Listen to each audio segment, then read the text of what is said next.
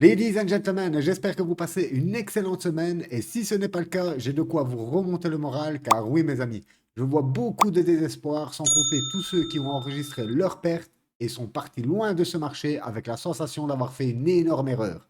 Et pourtant, je reste toujours sur ma conviction qu'Ethereum atteindra bientôt un nouvel ATH, ce qui déclenchera une énorme alt saison.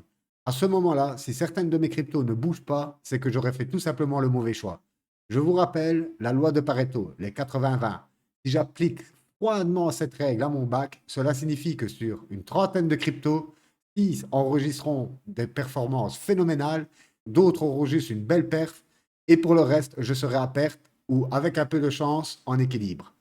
Comme je vous l'ai dit à de nombreuses reprises, je tiens mon pari, surtout que nous commençons à avoir des signes bullish dans ce sens, que je vais vous partager bien sûr dans cette vidéo. N'oubliez pas que ce n'est pas un conseil financier et que la majorité des gens qui investissent dans ce marché en ressortent perdants, faute de connaissances et de résilience. Sur ce, fini l'intro, let's go! On commence directement par le Crypto Fear and Greed, et oui, nous revoilà dans le neutral après cette petite frayeur sur la guerre Israël-Iran qui a duré pile poil 14 jours. Comme je vous l'avais dit la semaine passée, en Iran, voilà, on ne peut pas raser l'Iran.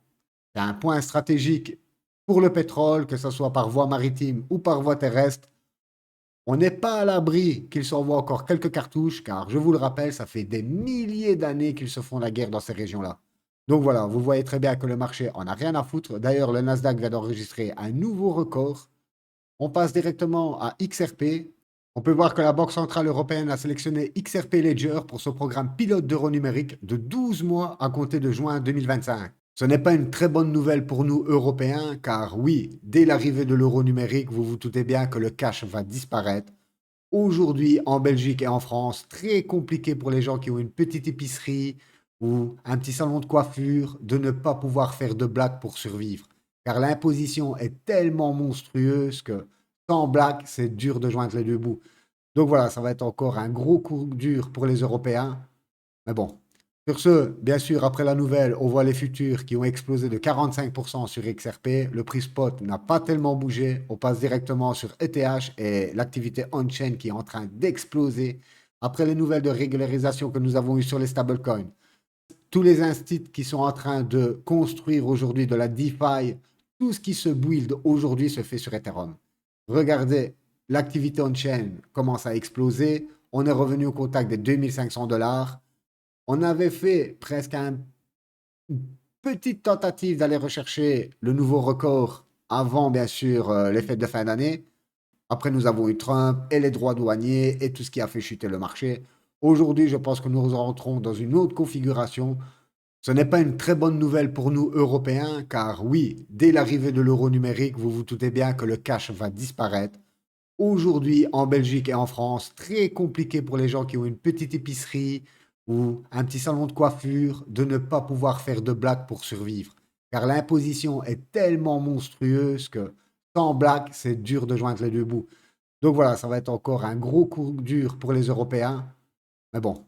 Sur ce, bien sûr, après la nouvelle, on voit les futurs qui ont explosé de 45% sur XRP. Le prix spot n'a pas tellement bougé. On passe directement sur ETH et l'activité on-chain qui est en train d'exploser. Après les nouvelles de régularisation que nous avons eues sur les stablecoins, tous les instituts qui sont en train de construire aujourd'hui de la DeFi, tout ce qui se build aujourd'hui se fait sur Ethereum.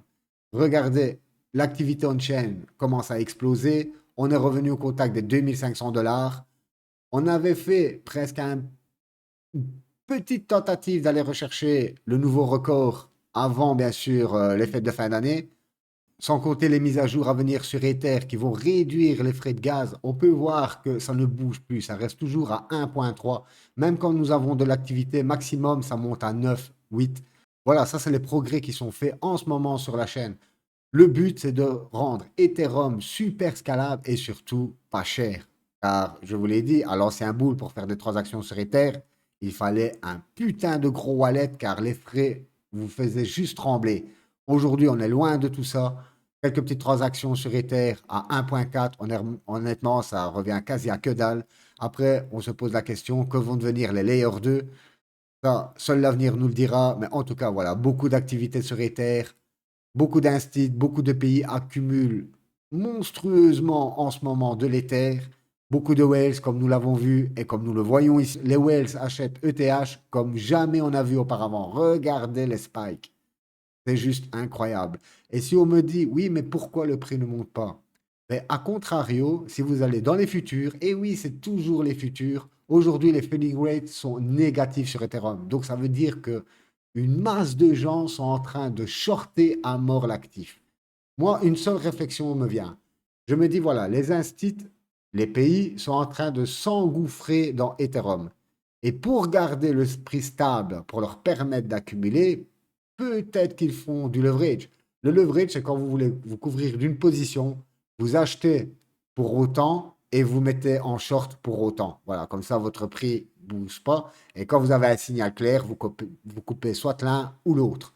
Je me demande si aujourd'hui, avec les market makers, vous savez, qui sont comme du venin pour la crypto, sans compter les pays et les instituts, je me demande s'il n'y a pas une petite coalition quelque part qui fait en sorte de tenir le prix des terres bien bas pour qu'on puisse l'accumuler énormément. Et honnêtement, ça me choquerait pas de savoir que, en fait, c'est la réalité. Donc voilà pourquoi, à mon avis, le prix ne monte pas aujourd'hui des terres, mais comme nous allons voir les futurs, peu importe la pression qui est faite en, comment dire, à la baisse, quand nous allons voir un short squeeze, je pense que ça va être phénoménal. Sur ce, on passe sur la dominance du Bitcoin. Et oui, la dominance du Bitcoin qui nous a fait un nouvel ATH. On l'avait vu dimanche ensemble.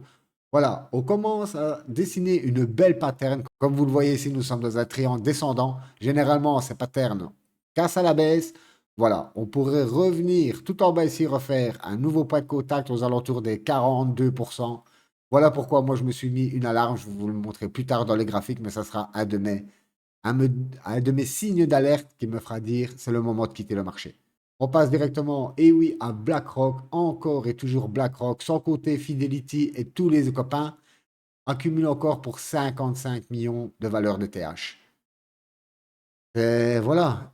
Et d'études comme ça, je vous le dis, je vous le répète, mais j'en poste énormément. Et je ne les poste pas tous, sinon mon Twitter serait rempli de ce genre de tweets. Donc, pendant que nous sommes là en train de paniquer, on voit le TH qui vient au contact de 2500 $. On revient de loin. N'oubliez pas, on avait été taper une mèche à 1400 aidés. Voilà, on a repris 1000 $ sur Ether. Ça remonte doucement, mais sûrement, comme sur le Bitcoin. C'est pareil, depuis les 74 000 $, on a eu des petits hauts et des petits bas. Mais aujourd'hui, il se trade. Je vais regarder, vite fait, bien fait. Hop. Voilà, nous sommes à 107 200 $ sur le BTC. Donc, vous voyez bien que dans les fonds, beaucoup de choses se construisent, beaucoup de choses se passent et beaucoup de gens investissent en ce moment sur Ethereum. On passe directement sur les tarifs douaniers. Et oui, ça faisait un bail qu'on n'en avait plus parlé. Mais voilà, le 9 juillet, on arrive après la pause lourde qu'avait déclaré Trump. Donc, on va sûrement avoir des nouvelles à ce sujet. Et surtout, ce serait juste énorme qu'on arrive à conclure la plupart des pactes commerciaux, que Paul voit de son regard avisé qu'il n'y a aucun danger sur ses frais de douane et qu'il puisse enfin réduire les taux d'intérêt. En tout cas, si on regarde aujourd'hui les prévisions, même sur Polymarket, nous sommes passés à plus de 80% de chances d'avoir une baisse de taux en septembre. Beaucoup visent juillet, mais déjà, si nous l'avons en septembre, ce serait juste énorme. N'oubliez pas, à chaque fois, le marché anticipe, anticipe, anticipe. Et aujourd'hui, nous, on parle de septembre, le marché va déjà anticiper aujourd'hui. Donc, on pourrait déjà avoir une belle reprise, pourquoi pas en juillet, et la folie fin d'année, comme je l'espère, et comme nous l'espérons tous, ladies and gentlemen. Car c'est quand même pour ça qu'on attend depuis 3 ans aujourd'hui. C'est très long un marché. Très, très long. Sur ce, on enchaîne avec le Nasdaq, la star de la semaine qui vient de faire un nouvel ATH et surtout, il enchaîne un nouveau Golden Cross, ce qui n'avait plus été vu depuis 2023. On a suivi après ce Golden Cross sur 23 mois de marché haussier qui nous ont donné 82% de hausse. Aujourd'hui, nous revoilà avec un nouveau Golden Cross après cette horrible correction. Je pense que nous allons déjà, c'est pas que je pense, il vient de faire un nouvel ATH mais qu'on va aller se trader bien plus haut sur le Nasdaq et bien sûr le S&P va suivre et tout le marché traditionnel va suivre. Tout ça va se répercuter enfin dans la crypto et comme vous le savez aujourd'hui, ça va toujours des plus grosses capitalisations jusqu'au plus faible market cap. Donc, comme d'habitude, nous serons servis en fin de course, mais ça, je l'ai répété à de nombreuses fois, même si nous n'avons pas eu l'équivalent du début d'année que nous avons eu en 2021. Je vous rappelle qu'en 2021, on venait de sortir du Covid, l'impression monétaire refusée à gogo, comme en 2017. Aujourd'hui, nous sommes avec une inflation qui est basse, les taux qui sont hauts et qui ne demandent juste qu'à être coupés. Et ensuite, vous allez avoir une impression monétaire qui a déjà commencé. Je vous ai déjà présenté plusieurs fois le M2 qui est en train d'exploser en ce moment. Voilà, tout ça prend un peu de temps.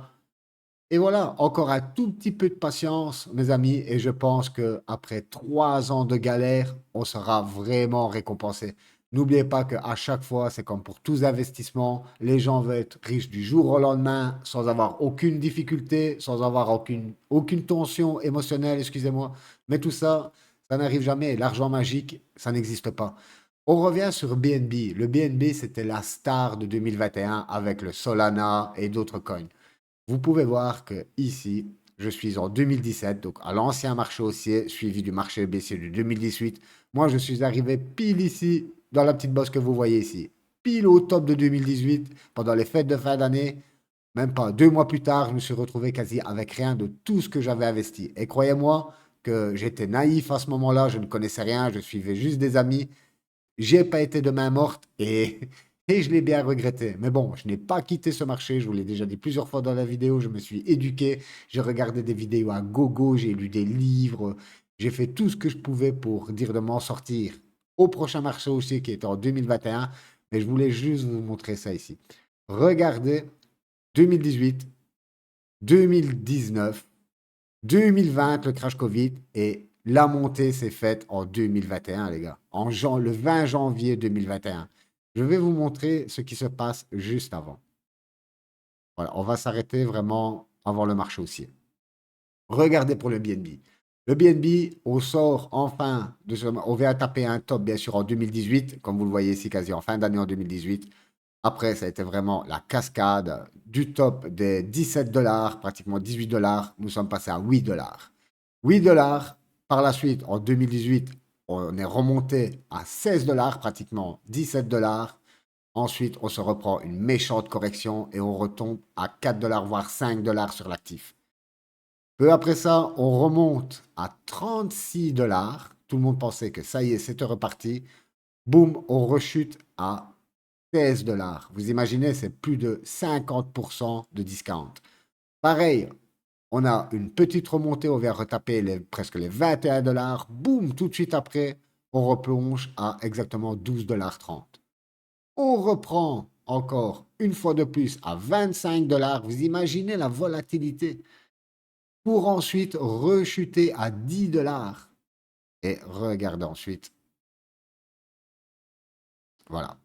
Ensuite, des 10 dollars, nous sommes passés au plus haut à pratiquement 700 dollars sur le BNB. Et ensuite, nous avons eu notre double top. Et c'était parti pour toute l'année de baisse avec les montées des taux d'intérêt. OK? Aujourd'hui, nous sommes exactement ici, dans ce long range super ennuyeux avec des pumps qui font penser à tout le monde que ça va repartir et des baisses aussi violentes juste après. Donc, nous sommes là-dedans. À l'époque, ce qui a différencié par rapport à aujourd'hui, comme je vous l'ai dit, c'est le Covid. Nous avons eu le Covid, nous avons une impression monétaire monstrueuse et boum, après la fin d'année en 2021, on est parti directement to the moon. Et vous pouvez voir que sur même pas un an, sur allez, maximum 6-7 mois, on a eu tous les bénéfices et ensuite ça a été la grosse correction directe. Voilà, aujourd'hui nous sommes exactement dans ce genre de range sur nos cryptos, sur l'alt season en général. Ici, c'est comme si vous avez l'indice de l'alt season. Voilà. C'était tout plat pendant 3 ans avec des montées, des baisses, des montées, des baisses. Mais regardez, le gros est venu vraiment sur la dernière année du bull run. Et c'est pareil ici, on peut appliquer la loi de Pareto, comme je vous l'ai déjà dit plusieurs fois dans le marché. 80% de vos bénéfices viendront des 20 derniers pourcents du parcours. Et voilà. Attendons, soyons patients, on arrive bientôt à la fin. Je sais que c'est éprouvant, mais voilà. Au tout début que j'avais fait des vidéos, souvenez-vous sur les vidéos TNT, à ce moment-là, j'étais en collaboration avec un de mes amis. Quand vous mettez des 30x et tout ça, j'arrêtais pas de le répéter à l'époque, car on me disait, c'est vraiment possible de tirer 30x, et à chaque fois, je vous disais, c'est possible pour quelqu'un qui va tenir ses cryptos. Et vous le voyez aujourd'hui, vous vous rendez compte aujourd'hui que c'est très difficile. Perso, toutes les cryptos que j'ai achetées, accumulées, on va dire, dans toute cette région ici, je n'ai rien vendu. Peu importe qu'on prenait un x5, je n'ai pas vendu, à part quelques cryptos, comme je vous l'ai dit au début de marché, comme le Render et le Akash Network. Là, je m'étais bien régalé. Et vous savez quoi? Quasi tous les bénéfices que j'avais retirés à ce moment-là, j'ai tout réinjecté. Donc, pour l'instant, je suis comme vous, je subis le marché autant que vous, mais je sais que voilà, nous sommes dans cette zone d'accumulation et que le top arrive vraiment en fin d'année. Nous sommes sur les AT, nous sommes dans un marché risqué et nous sommes dans la section la plus risquée.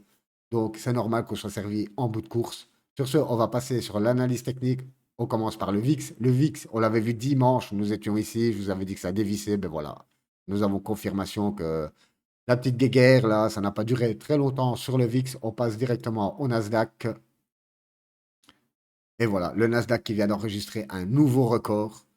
En V-bottom, on l'avait vu ça aussi pendant des semaines. Nous étions à peine ici que je vous parlais des deux gaps et le V-bottom qui commençait à se dessiner. C'était juste magnifique.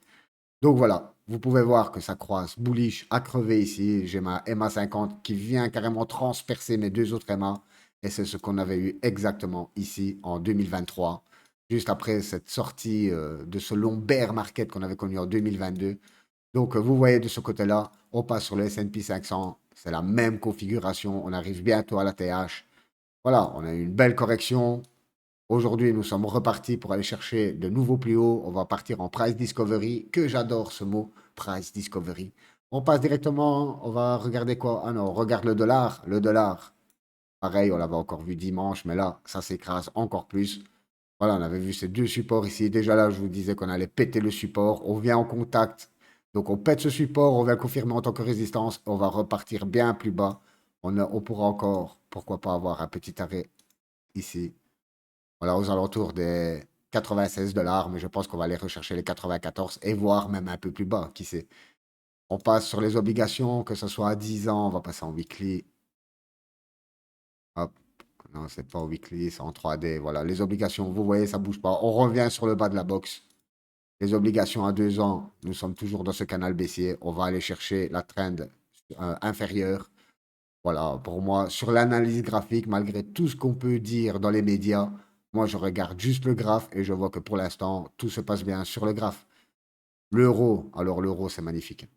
Regardez l'euro, on l'avait vu, ça fait un bail ensemble. Et je vous avais dit quoi? Qu'on allait percer cette résistance qu'on avait ici. Pourquoi faire un pullback et repartir? C'est exactement ce qu'on avait fait. On avait vu ensemble à l'époque, c'était au mois de juin, ouais, c'était début juin, qu'on avait un gros cross bullish aussi ici.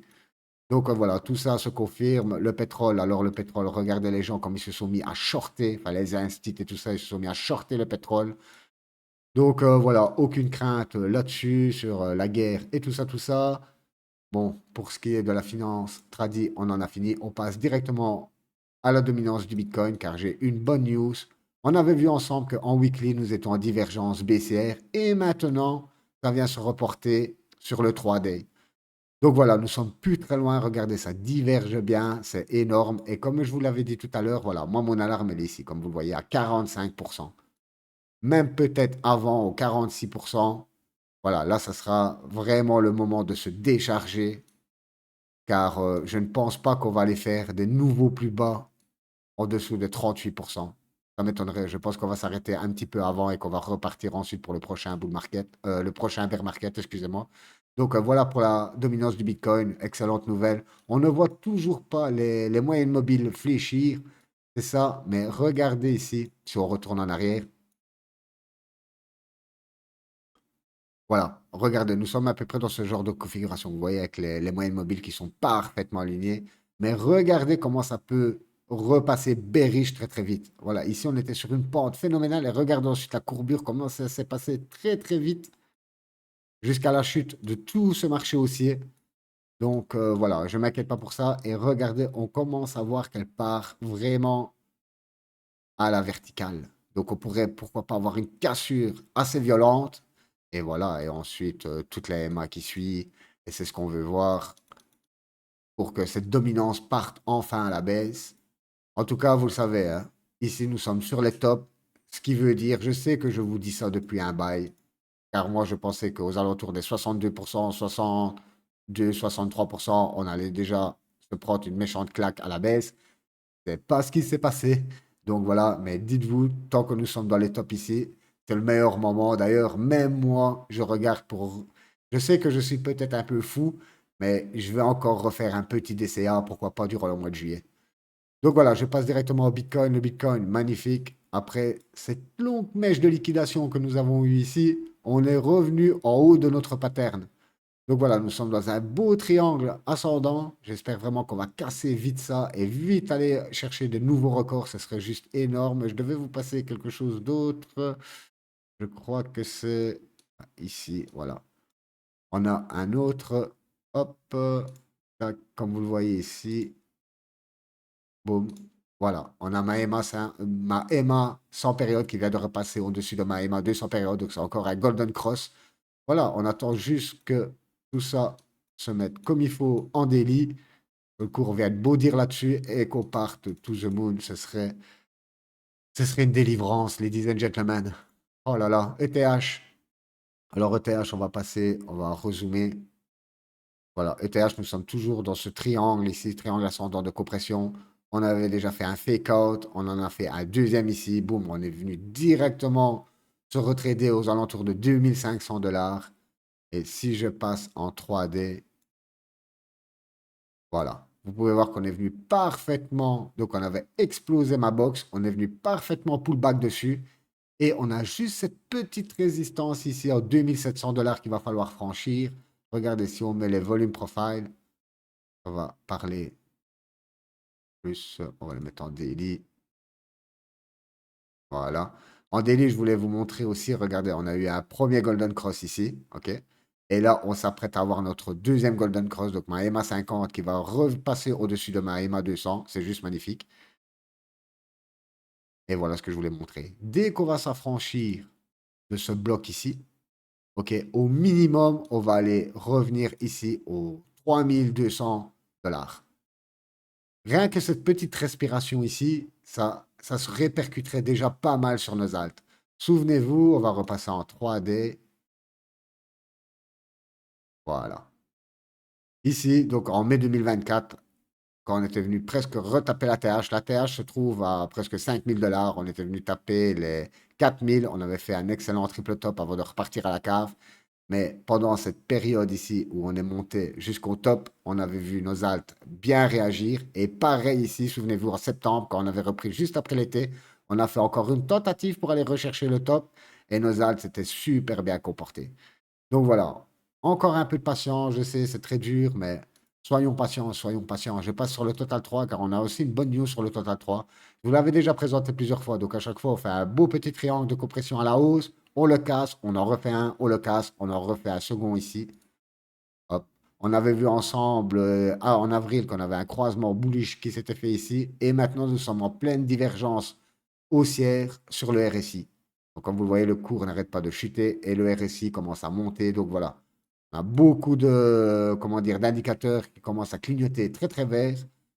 Donc voilà, ladies and gentlemen, je pense que nous avons fait le tour de la situation. J'espère vous avoir remis un petit peu d'espoir, que je sais c'est très compliqué pour tout le monde en ce moment, mais voilà, faites comme moi, essayez de passer vos journées à vous occuper un max l'esprit, ne pas checker votre portfolio tous les 10 minutes, ça ne peut que vous mettre encore pire dans des, comment dire, dans une humeur maussade, voilà, tout simplement une humeur maussade.